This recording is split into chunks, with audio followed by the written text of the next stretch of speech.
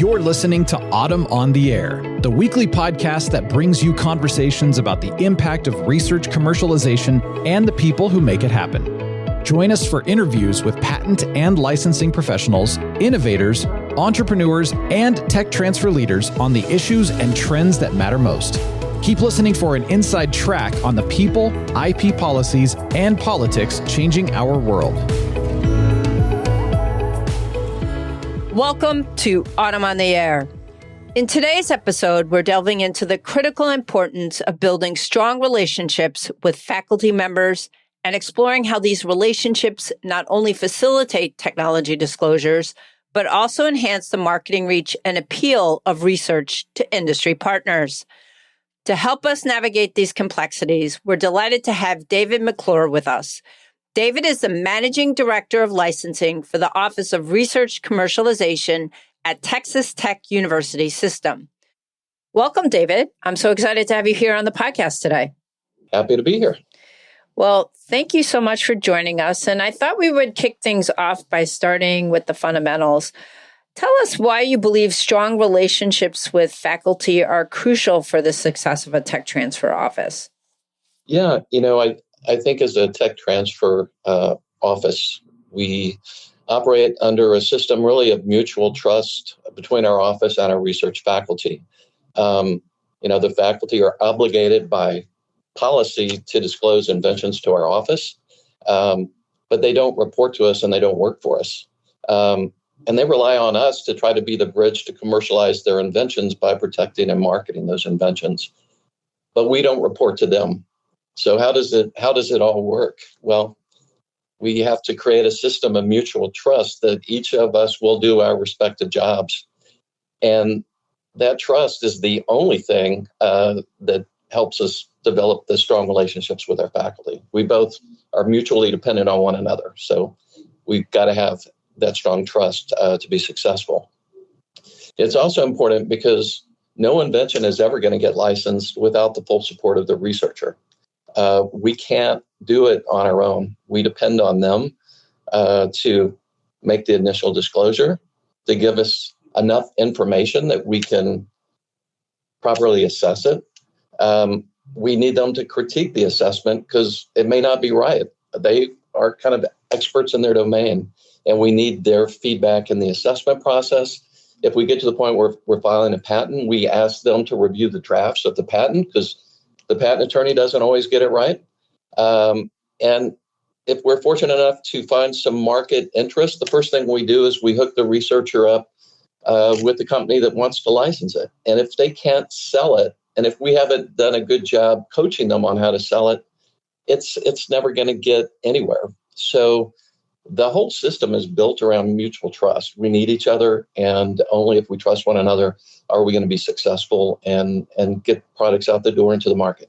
Yeah, I think you make an excellent point. And, that leads me to want to ask you about maybe some specific strategies or approaches that you have found over the course of your career that have been effective in maybe initiating an engagement with faculty, particularly those who might be somewhat skeptical of the commercialization process or even the tech transfer office, because there are those people out there.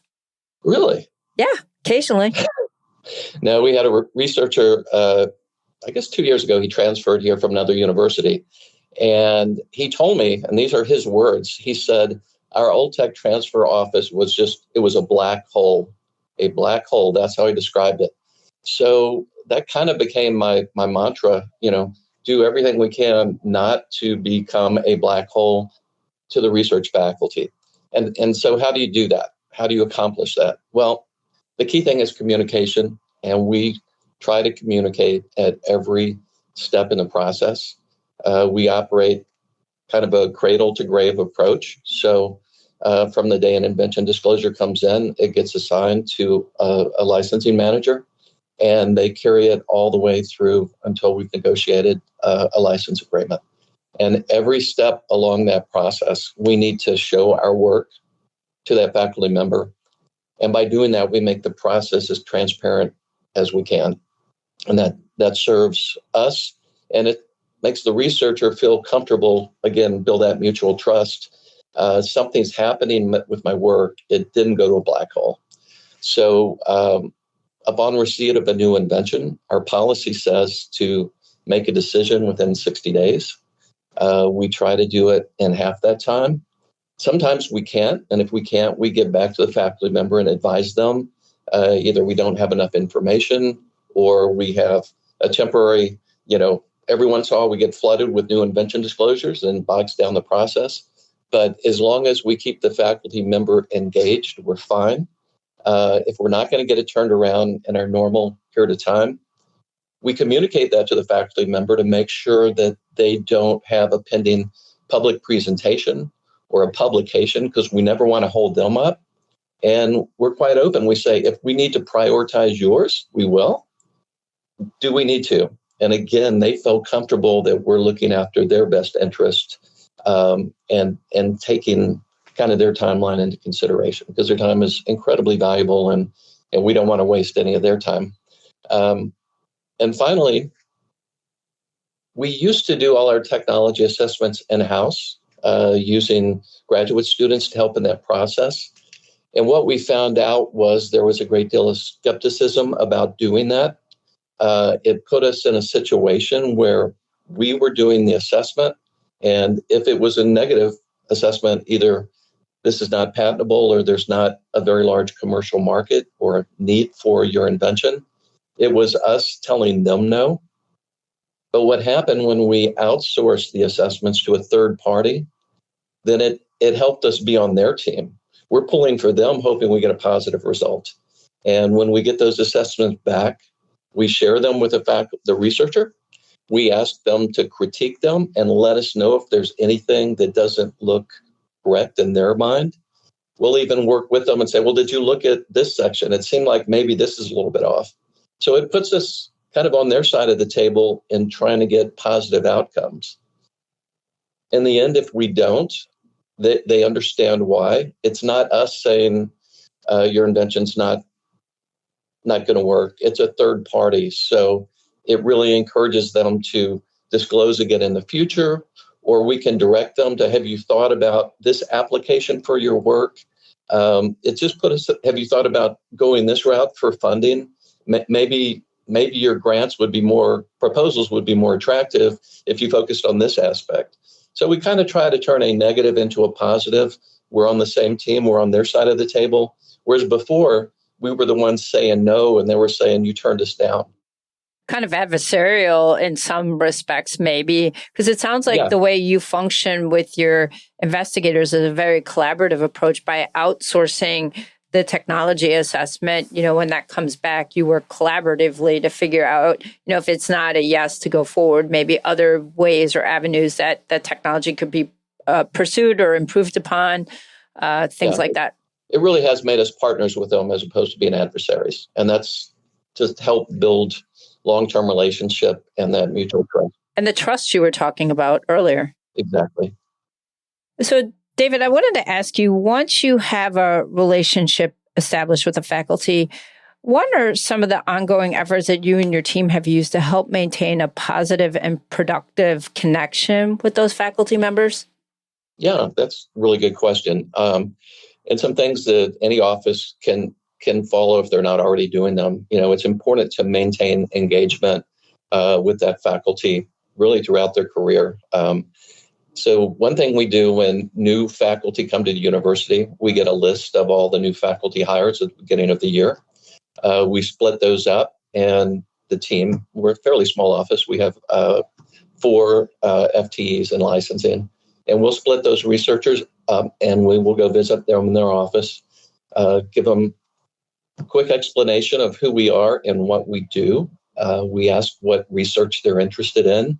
If they've got a new hire research package, what they're going to be working on, and really establish a relationship from day one so they know who they can call if they have an invention or they have questions. And that's really well received. I don't know if every university has constant turnover of researchers, but we do. Kind of the game is our best and brightest and well-funded researchers go to bigger and better things, and we get junior faculty come in, and they've never worked with tech transfer office before. So that education process is extremely important. To keep existing faculty engaged, we work with our Office of Sponsored Programs, and every week they send us a list of all the new proposals that have been submitted, as well as the proposals that have been funded. We go through the new proposal list, and if it's a researcher that we have never worked with before, that's never made a disclosure to our office, we'll assign it to the person in the office that has the most experience in that field. They go meet with them in their office and make an introduction and explain how the process works. And for existing researchers, they understand what they're supposed to do, but if they get a grant funded, if it's a $10,000 or $15,000 grant in a social humanities area, we probably don't worry about it. But if it's a STEM core grant and it's $400,000 or more, we make sure we contact that researcher, congratulate them on their award, and let them know when the time is right to keep us in touch so we can decide when the right time to file a patent application is. So it keeps us engaged on a constant basis with our best and our brightest faculty members. And I think they appreciate that we care about their research and their success. And then, like most offices, we have an annual inventor celebration. That's an extremely well-attended, popular event, both by administration as well as our researchers. Everyone does it a little differently, but we award plaques to everyone that received an issued patent. We acknowledge all the inventors that made disclosures during the course of the year. There were 125 last year, so it's a long list, and we just list them on the program. But we also make awards for the most disruptive new technology disclosed, the deal of the year as far as the licensing deal with the most potential to change the world, and we recognize a startup company of the year that's licensed the technology from us. So it gives us the ability not only to recognize those companies, but the faculty members that were the inventors on that technology, and we get them on the stage, and they're usually up there with the company and talking about the role they've had in developing the technology and getting to market. It also has the advantage of sharing with all the attendees what a long and difficult road it is to actually get a technology to the point where it's not only been patented, because to get an issued patent, can take 4-5 years. And they see the dates on some of these disclosures and the issued patents. They go, wow, this takes a long time. And the licenses and the companies that are recognized, they look at it and they go, wow, some of these technologies were developed 5 or 6 years ago. And it gives them the idea that this is not a quick and easy process. It's a long road, and that's why we want to celebrate the successes. And it goes back to what you said earlier about communicating. I think what's really neat about what you and others in your office have done is you have found a variety of different ways to communicate with your researchers and have multiple different types of touch points throughout the year, which I think is really, really impressive. And, I wanted to ask you, going back to communication strategies, are there some that you have found that have been particularly effective when it comes to managing expectations and maintaining transparency with faculty? Again, as I said before, I think it's making sure you're communicating every step along the way. I mean, something as simple as taking a non-confidential summary and asking the faculty member to review that and provide us feedback. They understand what we're doing. They're involved in the process. When we use a service called Impart, and we have a contract, so we have 100 technologies posted on Impart. Impart does a really good job of taking the non-confidential summary and making it look pretty and finding graphics, and they do all that legwork. And at the end of the day, I have a technology summary posted for industry scouts to look at. And when I get that accepted finished product, I always forward a copy of it to the inventor so they can see it, they can share it with whoever they want to, and they can see how good and impressive their technology looks and what the rest of the world is seeing. And I think that's real helpful. Again, showing your work, letting them know what you're doing on their behalf is really helpful. The other thing we have done, we brought in a new licensing associate who'd been in another university that had a lot of success using LinkedIn as a communication tool. And I was always kind of skeptical of social media. I'm like, I don't know if it's worth the time and effort. But she took it on herself to start posting success stories several times a week on our LinkedIn page. And she started posting, we got an issued patent, she would post a copy of the patent out there. If we attended a department meeting or an event at our accelerator, she would post that. If we went to an industry conference, we would post that. If one of our researchers won a big grant, she would post that. And what has happened over time is it's not so much us posting the news story, but all the comments from administration to that news story. So the inventor feels like they're getting recognition and appreciation for all these things they've done.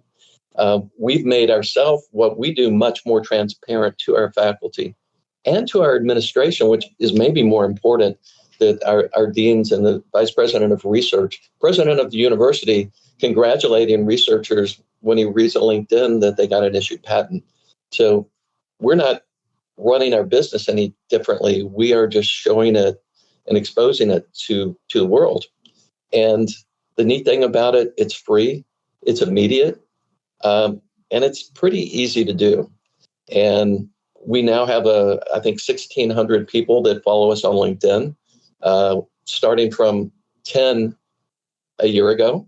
So just very well followed, a lot of excitement, to the point that we've now added a part-time marketing person whose job is to post those stories and get the message out there.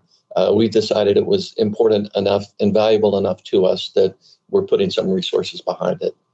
And all because we had someone who had success at another university doing it. Yeah, that's incredible. I think people sometimes don't realize the power of LinkedIn, and it is a tremendous resource, if you are consistently posting. So that's really a great story. And we don't do anything on X, and we don't do anything on Facebook. We just pick LinkedIn, and that's what we focus on. And it has worked really well for us. So, David, I wanted to ask you, how do faculty engagement and their focus on commercialization enhance the marketing power and reach of a TTO to help potential industry partners? That's a really complex question. It's interesting. I think one thing that has really changed over time, participation in the process by our researcher is absolutely essential for us to be successful. And our best faculty are really already followed by industry scouts who review publications and are generally aware of their different projects. And it makes our job so much easier when faculty are willing to share those industry contacts with us. But they'll only do that if that mutual trust exists. Especially today, when so many faculty members are interested in starting their own companies. That's one thing that has really changed. I've been doing this for 14 years now. And when I first started, 80% of our licenses were to companies and 20% were to startups. Now it's flipped. It's probably 75% to startups and 25% to companies. And it's because companies, they don't want to license IP rights. They want to license technologies that have already come to market and already been de-risked. So the path to success, especially for life science, is start a small company, get your therapy to a point of development where you prove that it works, and then a big company will come in and acquire the small company. That's just the way it works now. So used to where that question, am I going to industry or am I going to startup, was a big decision to make. Now it may be one and the same. To get to industry, you may have to go through startup. So we have a frank and honest discussion with our inventors. What do you want to do with this technology? Are you interested in starting a company, pursuing the funding? Because if that's the wish, we will work with you every step of the way to do that. We've even created a faculty-friendly express license, which minimizes the upfront payments. It defers patent costs. It makes it really easy for a faculty member to license their own technology. They want to take it through our university accelerator and de-risk it. And I think industry appreciates that they all go through this customer validation and it gets de-risked before they have to come in and kind of blindly acquire the technology and hope they can get it to market. We don't want that to happen because we don't want our technology sitting on a shelf. So we work with the inventor. We understand where they're at, and then we work with them to be a bridge to what they want to do. Now, some faculty members say, I'm not interested in starting a company, license it to industry. I'll help you find the people, but I don't want to go the startup route. So it's kind of the same process. We're not making that decision. We're not setting up that strategy anymore. We are talking to the inventor and finding out what they want to do with it. So, David, that leads me to ask you, how do you manage and align faculty expectations regarding the commercialization process and the potential outcomes? Because, as you know, the commercialization process, especially in pharma in an area that I'm in, can be very volatile. And so curious to know how you and your team have managed to handle that. It's kind of like we said earlier at the inventor celebration, when they realized that it takes 4 to 5 years to get a patent issued, when it may take 6, 7, 8 years to get a technology to the stage where they actually have products to the market, they start to understand it is a long and difficult process. And in line with that, it's a business of taking as many shots on goal as possible and to be patient. And we kind of preach that all the way along the line, especially with the new faculty members that may not understand that. The other thing is, I think we use a lot of their colleagues' examples as well to help demonstrate that. People that have been successful, people that have had maybe 20 invention disclosures and still trying to get their first product to market. Just trying to set the expectations that it's a long process and you're not going to be successful every time. Also approach it to them kind of, they're used to applying for federal grants and having them reviewed and getting shot down. So if you can approach the process like it's applying for a federal grant, if you've got a good idea, package it, present it. If it gets turned down, look for how can I tweak it and change it and go again. It's a repetitive process. And eventually, if you've got a great idea, it's going to hit the right audience and be successful. But they're used to getting turned down for grants. If you can kind of get them in the same mindset around commercialization, they understand it's a similar process, and it takes shots on goal, and you're not going to score every time. Yeah, that's a great analogy. So, David, you mentioned a little bit before about training, and I wanted to go back to that. What role does training and professional development play in preparing both the TTO staff and faculty for successful collaboration and commercialization efforts? Starting with the faculty, we have a lot of great programs through our accelerator program here. So when we find that faculty member that truly is interested in going the startup route, we directly plug them into our accelerator. I will send an email, introduce them to the program manager at our innovation hub, and try to get them engaged. They can start with short programs and then get to the point where they're applying to be in the accelerator cohort. But if they're interested and they don't have a good business background, I try to get them plugged into the ecosystem as quickly as I can. That's critical. The Innovation Hub, they appreciate having a pipeline of new inventors coming in. And we try to leverage and use them to our advantage to get our faculty members thinking about customer discovery. Where does my technology fit in? Also, when they go through those programs, they learn what a long and hard process it is, and they learn to be patient. And they've got a great group of mentors over there. They will set them up with a mentor who has experience in their field, and that's incredibly valuable to helping them change the way they think about starting a company and getting a product to market. As far as internal training, we're fortunate. We have a staff here of 7 people and collectively 60 years of experience between all of those. So when we get a new hire, it's not all on one person to train them. We'll have them shadow different people. We all have different strengths, and being exposed to those different areas is really helpful.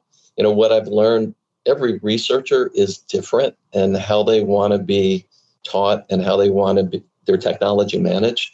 even to the point of how you communicate with them. Some want email, some want text, some want phone calls, some want site visits in their lab, some want Zoom calls. So what we've learned is you have to be incredibly flexible in dealing with faculty because they're all different and they all have their unique characteristics. So again, to make that mutual trust develop, to have good working relationships, we try to adapt and be flexible to meet their needs and their timelines too.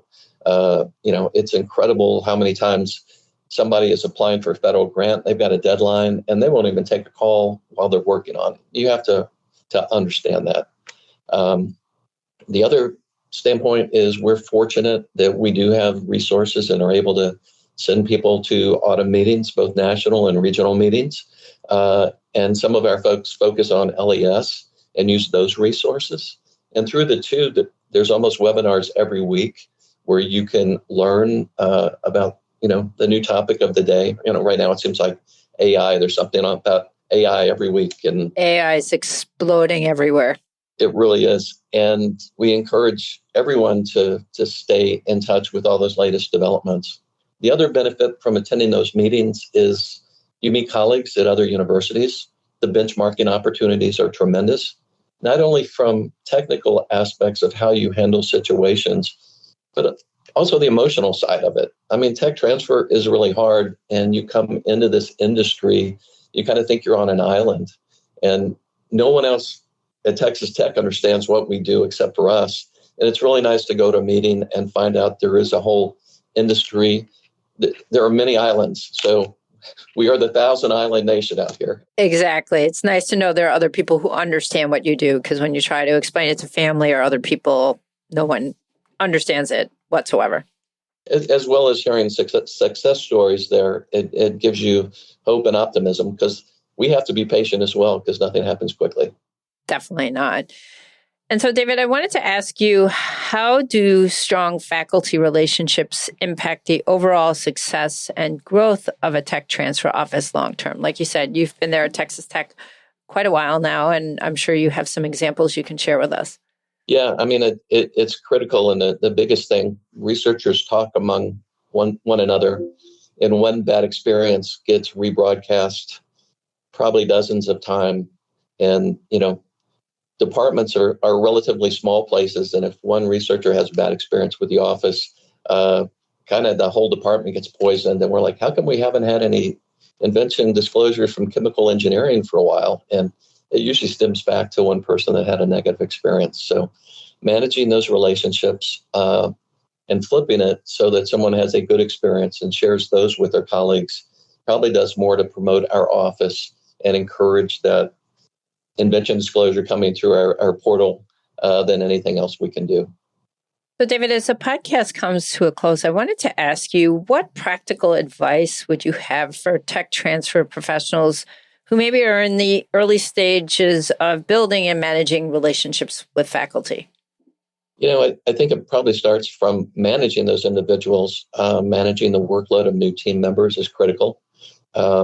Somebody's been doing this for 5 years, kind of has a routine down and can handle a heavy workload.